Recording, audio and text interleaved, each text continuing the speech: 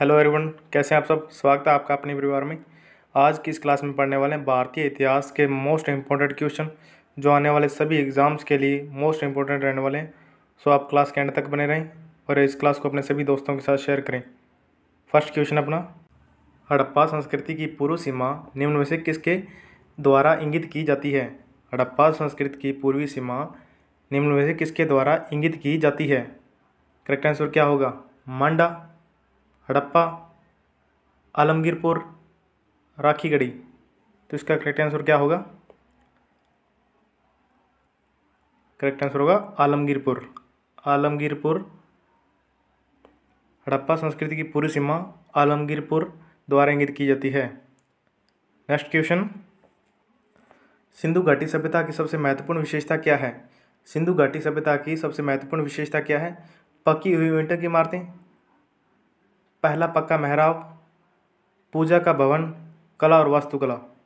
कला और वास्तुकला। तो इसका करेक्ट आंसर क्या है? सिंधु घाटी सभ्यता की सबसे महत्वपूर्ण विशेषता क्या है?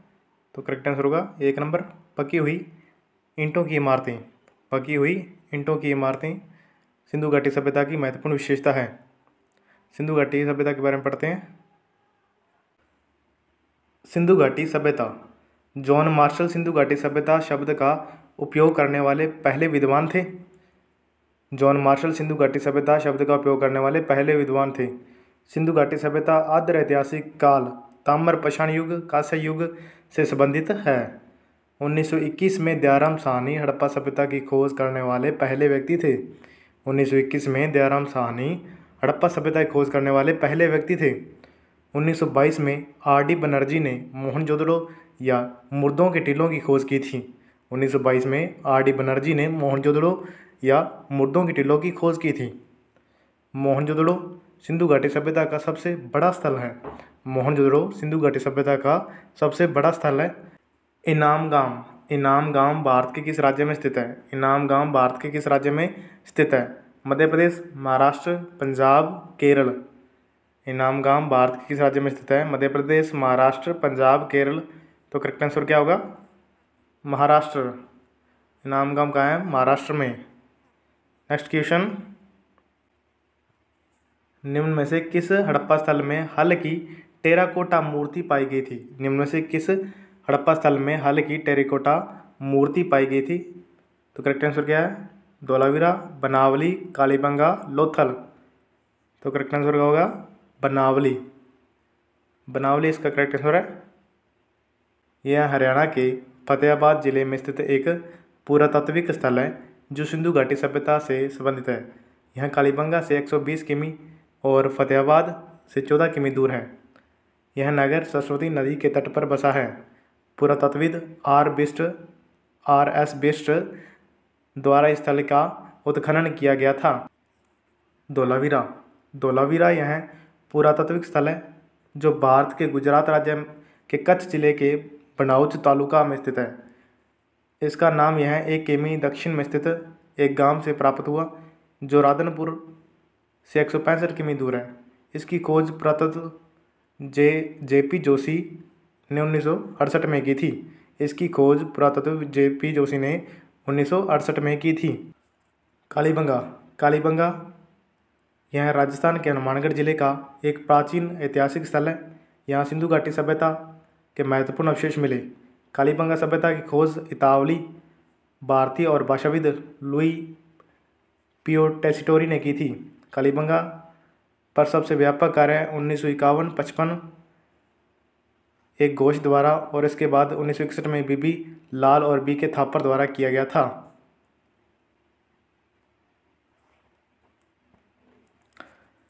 लोथल। लोथल यह प्राचीन सिंधु घाटी सभ्यता स्थल सबसे महत्वपूर्ण शहरों में से एक है। यह पुराना शहर भारतीय राज्य गुजरात के बाल क्षेत्र में स्थित है और 1954 में खोजा गया था। लोथल की खोज 1955 में R.S.R. राव ने की थी। लोथल की खोज 1955 में S.R. राव ने की थी। नेक्स्ट क्वेश्चन, सिंधु घाटी सभ्यता के लिए अज्ञात धातु कौन सी थी? सिंधु घाटी सभ्यता के लिए अज्ञात धातु कौन सी थी जो सिंधु घाटी सभ्यता के लोग नहीं जानते थे? करेक्ट आंसर क्या होगा? सोना, लोहा, चांदी, तांबा। तो करेक्ट आंसर क्या है? लोहा। लोहा। नेक्स्ट क्वेश्चन, निम्नलिखित में से कौन सा सिंधु घाटी सभ्यता स्थल जुलाई 2021 में यूनेस्को की विश्व विरासत सूची में शामिल किया गया? कालीबंगा, धोलावीरा, मोहनजोदड़ो, बालाथल। तो करेक्ट आंसर क्या है इसका? धोलावीरा। धोलावीरा इसका करेक्ट आंसर है। निम्नलिखित में से कौन सा लोथल और चोंदड़ो में हड़प्पा का सबसे महत्वपूर्ण उद्योग था? निम्न में से कौन सा लोथल और चोंदड़ो में हड़प्पा का सबसे महत्वपूर्ण उद्योग था? मणका बनाना, धातुकर्म, बुनाई, जहाज का निर्माण। तो करेक्ट आंसर क्या है इसका? मणका बनाना। मणका बनाना। नेक्स्ट क्वेश्चन, सिंधु घाटी सभ्यता के किस शहर में एक कृत्रिम गोदीबाड़ा था? सिंधु घाटी सभ्यता के किस शहर में एक कृत्रिम गोदीबाड़ा था? करेक्ट आंसर क्या होगा? सूतकनाडोर, कालीबंगा, लोथल, बालाकोट। करेक्ट आंसर क्या है इसका? लोथल। लोथल इसका करेक्ट आंसर है। सिंधु घाटी सभ्यता के किस शहर में कृत्रिम गोदीबाड़ा था? लोथल में था। नेक्स्ट क्वेश्चन, वह कौन सा हड़प्पा स्थल था जहां घोड़ों की हड्डियां अवशेष के रूप में मिली थी? गुजरात में स्थित है और जगतपति जोशी द्वारा खुदाई की गई थी। वह कौन सा हड़प्पा स्थल है जहां घोड़ों की हड्डियां अवशेष के रूप में मिली थी और गुजरात में स्थित है और जगतपति जोशी द्वारा खुदाई की गई थी? करेक्ट आंसर क्या है इसका? कालीबंगा, धोलावीरा, सुरकोटदा, भगतराव। करेक्ट आंसर क्या है इसका? 3 नंबर करेक्ट आंसर है सुरकोटदा।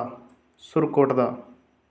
नेक्स्ट क्वेश्चन, निम्न में से किस युग में तांबे का सबसे पहली बार उपयोग किया गया था? निम्नलिखित में से किस युग में तांबे का सबसे पहली बार उपयोग किया गया था? मध्य पाषाण युग, ताम्र पाषाण युग, पूरा पाषाण युग, नव पाषाण युग। तो करेक्ट आंसर क्या है इसका? ताम्र पाषाण युग। ताम्र पाषाण युग इसका करेक्ट आंसर है। नेक्स्ट क्वेश्चन, भारत में महापाषाण खड़े करने की प्रथा लगभग डैश पहले शुरू हुई थी? भारत में महापाषाण खड़े करने की प्रथा लगभग डैश पहले शुरू हुई थी? 3000 वर्ष पहले, 2000, 500, 1000। तो करेक्ट आंसर क्या है इसका? 3000 वर्ष पहले। भारत में महापाषाण खड़े करने की प्रथा लगभग 3000 वर्ष पहले शुरू हुई थी। नेक्स्ट क्वेश्चन, निम्नलिखित में से कौन सा वेदों में सबसे पुराना है? निम्नलिखित में से कौन सा वेदों में सबसे पुराना है? अथर्ववेद, सामवेद, यजुर्वेद, ऋग्वेद। करेक्ट आंसर क्या है इसका? निम्न में से कौन सा वेदों में सबसे पुराना है? अथर्ववेद, सामवेद, यजुर्वेद, ऋग्वेद। करेक्ट आंसर है ऋग्वेद। ऋग्वेद। यजुर्वेद 1100 से 800 ईस्वी पूर्व, ऋग्वेद 1500 से 1000 ईसा पूर्व, सामवेद 1200 से 800 ईसा पूर्व, अथर्ववेद 1000 से 800 ईसा पूर्व। नेक्स्ट क्वेश्चन, वज्जी महाजनपद की राजधानी क्या थी? वज्जी महाजनपद की राजधानी क्या थी? हस्तिनापुर, वैशाली, उज्जैन, राजगृह। हस्तिनापुर, वैशाली, उज्जैन, राजगृह। करेक्ट आंसर क्या है इसका? वैशाली। वैशाली इसका करेक्ट आंसर है। वज्जी महाजनपद की राजधानी वैशाली। नेक्स्ट क्वेश्चन, गंगा और सोन जैसी नदियाँ प्राचीन भारत में डैश नामक महाजनपद से होकर बहती थी? गंगा और सोन नदियाँ प्राचीन भारत में डैश नामक महाजनपद से होकर बहती थी? कंपोज, कौशल, मगध, वत्स, मत्स्य। करेक्ट आंसर क्या है इसका? मगध। मगध इसका करेक्ट आंसर है। गंगा और सोन जैसी नदियाँ प्राचीन भारत में मगध नामक महाजनपद से होकर बहती थी।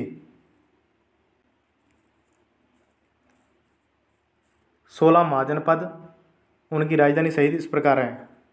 महाजनपद, राजधानी, अंग, चंपा, चंपानगरी, मगध, राजगृह या पाटलिपुत्र, काशी, वाराणसी, गंधार, तक्षशिला, कुरु, इंद्रप्रस्थ। कौशल श्रावस्ती अयोध्या, सूरसेन मथुरा, कंपोज अटका राजपुरा, मल कुशीनगर पेवापुर, वत्स कौशाम्बी, चेंदी शक्तिमती, मत्स्य विराटनगर, पंचाल अहिछत्र कपिल्य, वज्जी वैशाली विदेही मिथिला, अवंती उज्जैन महिष्पति, अश्मक पोटन पोटली। नेक्स्ट क्वेश्चन, किस मंदिर को ब्लैक पगोड़ा के नाम से जाना जाता है? किस मंदिर को ब्लैक पगोड़ा के नाम से जाना जाता है? ओंकारेश्वर मंदिर पुरी, सोमनाथ मंदिर सौराष्ट्र, सूर्य मंदिर कोणार्क, जगन्नाथ मंदिर हैदराबाद। तो करेक्ट आंसर क्या है इसका? किस मंदिर को ब्लैक पगोड़ा के नाम से जाना जाता है? करेक्ट आंसर है सूर्य मंदिर कोणार्क।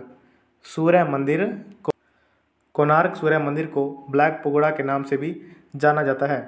भारत के उड़ीसा के पुरी जिले में स्थित पुरी शहर के लगभग 35 किलोमीटर या 22 मील उत्तर पूर्व में स्थित कोणार्क 13वीं शताब्दी ईस्वी 1250 का यह मंदिर सूर्य मंदिर है। लगभग 1250 ईस्वी पूर्वी गंगा राजवंश के राजा नरसिंह देव प्रथम को मंदिर का निर्माण का श्रेय दिया जाता है। हिंदू भगवान सूर्य को समर्पित मंदिर परिसर के अवशेष 100 फुट 30 मीटर ऊंचे रथ के रूप में दिखाई देते हैं। इसमें विशाल पहिए घोड़े जो सभी पत्थर से बनाए गए हैं। भारतीय सांस्कृतिक विरासत के महत्व को दर्शाने के लिए 10 रुपये के भारतीय नोट के पीछे की तरफ कोणार्क सूर्य मंदिर का चित्रण किया गया है। 10 रुपये के भारतीय नोट के पीछे कोणार्क सूर्य मंदिर का चित्रण किया गया है। नेक्स्ट क्वेश्चन, हिंदू पौराणिक कथाओं के संदर्भ में निम्न में से कौन भगवान विष्णु के 10 अवतारों का हिस्सा नहीं है? करेक्ट आंसर क्या है इसका? गरुड़, कूर्म, वराह, मत्स्य। तो करेक्ट आंसर क्या होगा इसका? जो भगवान विष्णु के 10 अवतारों का हिस्सा नहीं है, करेक्ट आंसर होगा गरुड़। गरुड़ भगवान विष्णु के 10 अवतारों का हिस्सा नहीं है। भगवान विष्णु के 10 अवतार, पहला मत्स्य सतयुग में, दूसरा कुर्म सतयुग में, तीसरा वराह सतयुग में, चौथा नरसिंह सतयुग में, पांचवा वामन सतयुग में, छठा परशुराम त्रेता में, सातवां राम त्रेता, आठवां कृष्णा द्वापर, नौवां बलराम द्वापर, 10वां कल्कि कलयुग में। इसी प्रकार नेक्स्ट क्वेश्चन, ऋग्वेद काल में अर्ण्याणी डैश की देवी थी।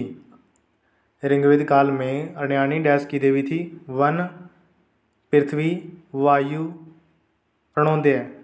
अरुणोदय। तो करेक्ट आंसर क्या है उसका? वन। वन इसका करेक्ट आंसर है। ऋग्वेद काल में अर्ण्याणी वन की देवी थी। नेक्स्ट क्वेश्चन, निम्नलिखित में से किन पुस्तकों को वेदांत कहा जाता है? निम्नलिखित में से किन पुस्तकों को वेदांत कहा जाता है? वेदांग, अर्ण्यका, उपनिषद, ब्राह्मण। तो करेक्ट आंसर क्या है इसका? उपनिषद। उपनिषद को वेदांत कहा जाता है। नेक्स्ट क्वेश्चन, ऋग्वेदिक या प्रारंभिक वैदिक काल 1500 से 1000 ईसा पूर्व के अनुसार निम्न में से कौन एक नदी देवी थी? निम्न में से कौन एक नदी देवी थी? अग्नि, सिंधु, अरिका, उषा। तो करेक्ट आंसर क्या है इसका? सिंधु। नेक्स्ट क्वेश्चन, मानव जाति की सबसे पुरानी साहित्य विरासत कौन सी है? मानव जाति की सबसे पुरानी साहित्य विरासत कौन सी है? ऋग्वेद, अष्टाध्यायी, रत्नावली, अर्थशास्त्र। तो करेक्ट आंसर क्या है इसका? ऋग्वेद। ऋग्वेद मानव जाति की सबसे पुरानी साहित्य विरासत है। सो आज की क्लास में इतना ही। आपके यहाँ क्लास कैसी लगी कमेंट करके ज़रूर बताएं। क्लास को लाइक करें, शेयर करें। Thank you so much.